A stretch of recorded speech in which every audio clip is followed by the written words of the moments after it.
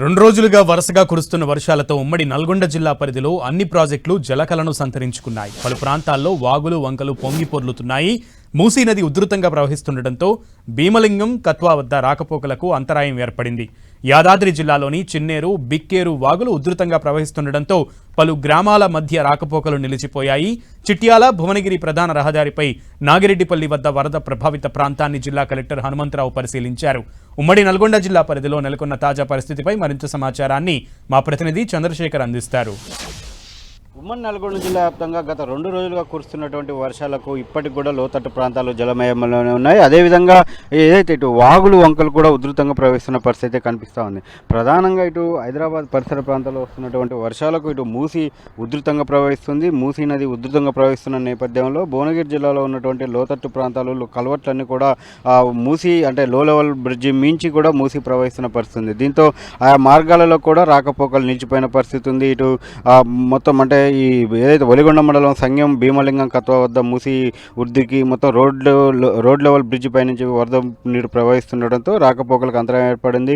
బెల్లపల్లి సంఘం అదేవిధంగా చౌటుపల్లి మధ్య కూడా రాకపోకలు నిలిచిపోయిన పరిస్థితి ఉంది. అదేవిధంగా నిన్న ఇక్కడ ఏదైతే అంటే భువనగిరి నుంచి చిట్యాల మార్గంలో నాగిరెడ్డిపల్లి వద్ద ఎగువన కుంట తెగిపోవడంతో అదంతా కూడా వరద వచ్చి ఒక్కసారిగా రోడ్డు పైన పడడంతో అదంతా కూడా రోడ్డు అంతా కూడా జలమయమైన పరిస్థితి ఉంది. దాదాపు 3 నుంచి 4 అడుగుల మేర ఇటు రోడ్డుపై నుంచి నీరు ప్రవాహం వరద ఉధృతి కొనసాగడంతో మొత్తం పూర్తిగా రాకపోకలు నిలిపివేశారు. ఇటు చౌటుప్పల్ అదేవిధంగా భువనగిరి మధ్య మొత్తం రాకపోకలు నిలిపివేయడంతో వాహనదారులు తీవ్ర ఇబ్బందులు పడ్డారు. కిలోమీటర్ల మేర కూడా అంటే 2 హైవేల లింక్ చేసి వరంగల్ హైదరాబాద్ జాతీయ రహదారి అదేవిధంగా విజయవాడ హైదరాబాద్ జాతీయ రహదారి లింకు చేసి 2 జాతీయ రహదారులు లింకు చేసే హైవే కావడంతో రోడ్డు కావడంతో చాలా వరకు కూడా పెద్ద సంఖ్యలో లారీలు కూడా ట్రాఫిక్ మొత్తం కూడా నిలిచిపోయిన పరిస్థితి ఉంది. ఈరోజు ఉదయానికి కొంత వరద ఉధృతి తగ్గడంతో వాహనాలను అనుమతిస్తున్నారు.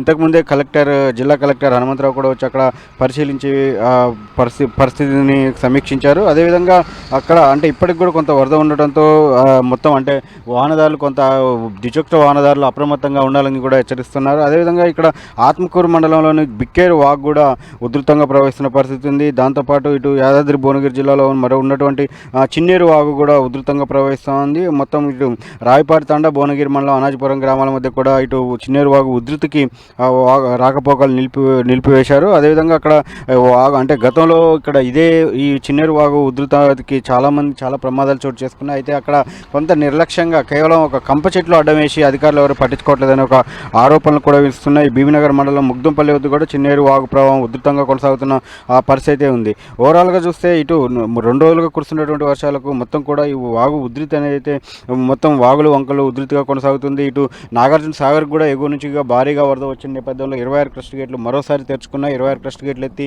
దాదాపు 3 లక్షల పైచీలకు ఆ నీటిని కిందికి దిగువకు వదులుతున్నారు. అదేవిధంగా ఇక్కడ భారీ వర్షాల సూచనల నేపథ్యంలో ఇప్పటికి ఇటు ఉమ్మడి జిల్లా వ్యాప్తంగా కూడా మొత్తం ఇటు నల్గొండ కావచ్చు, యాదాద్రి జిల్లాకు సంబంధించి కావచ్చు విద్యాసంస్థలు బంద్ ప్రకటించారు.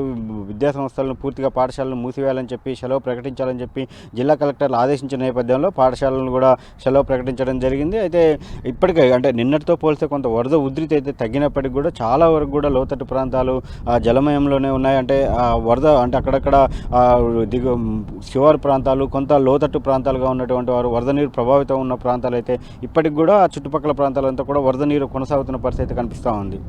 కెమెరా పర్సన్ వెంకన్నతో చంద్రశేఖర్, 10 టీవీ, నల్గొండ.